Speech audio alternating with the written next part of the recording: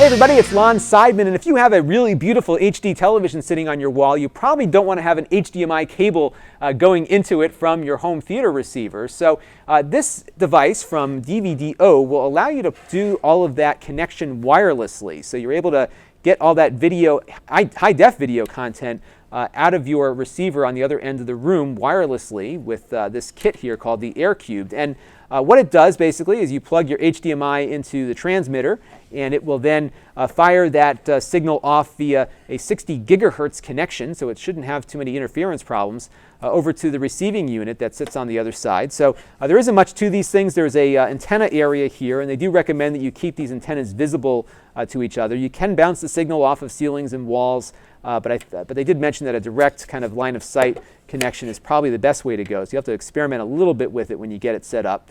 There's a control button here for initial pairing. There's a light here that indicates whether or not it is working and receiving video content. There is your HDMI connector. There's a service connector, probably to update firmware or something like that. These really aren't too complicated of a device because it's really just taking whatever it gets via HDMI, whether it's 1080p, 1080i, 720, whatever it gets, it just fires off dumbly to the receiver. So you don't have to worry about configuring it too much. There's some power here, and there's an included AC adapter. It also supports the MHL standard, which is a tablet standard, so you can stream from your tablet through this device also and kind of bypass your receiver altogether. So kind of like AirPlay for the Apple, but the MHL format. So that is the transmitter.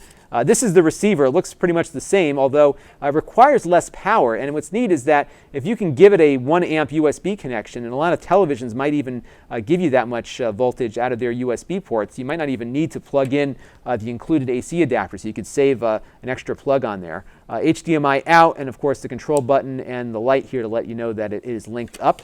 And I do like the fact that they actually give you 2 HDMI cables too, which is always a nice thing to get the cables there. So now we're going to try 2 tests. We're going to try the distance test to see how far we can get this to go, and we're going to try the latency test. So we're going to start with the latency first and get my Mac hooked up, and we'll check that out and see how well it does. And we'll be right back with that.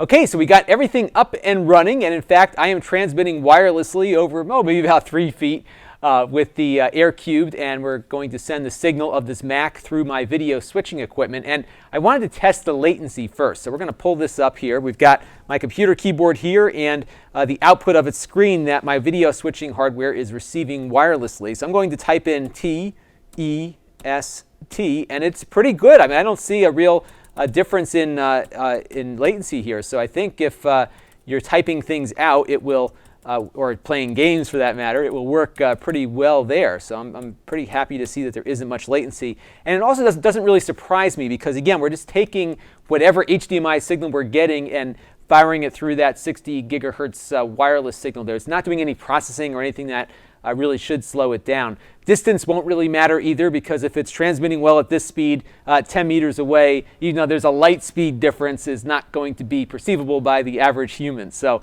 I think we're going to be fine with latency. So we're going to take another quick break, and now we're going to go for distance, and we're going to first try it down here in my basement studio and see how far we can get this thing to transmit. We'll be right back.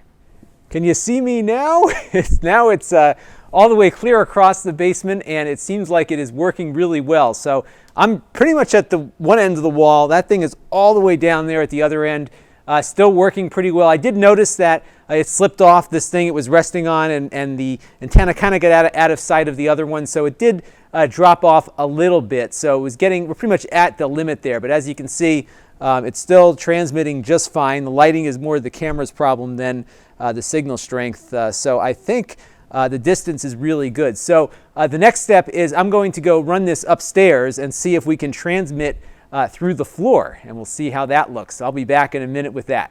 Well, we did give the floor the old college try, but it just couldn't get through all that insulation and wood. And that doesn't surprise me. It really isn't designed to go through walls or anything like that. But it is designed to transmit across a room, which, as you saw down here in our basement, certainly accomplished that goal tremendously well. And I actually might think of using this for some field work where I have a good line of sight between the transmitter and receiver. Now what they do recommend is that you keep these little antenna areas visible to each other, so they're identical on both ends, and basically you can just kind of peek it up over the top of your television, or you can use these little brackets they give you to attach it to your TV and have it stick up there like that. So I think that will certainly work well in your home theater room, because if you're only going a couple of feet, this is going to work fine. It'll just pop up out of the bottom of the TV there, and you can get your HDMI broadcast over the air flawlessly and without a lot of latency. So I think this is a real win if you're looking for an HDMI transmitter. This is Lon Seidman. Thanks for watching.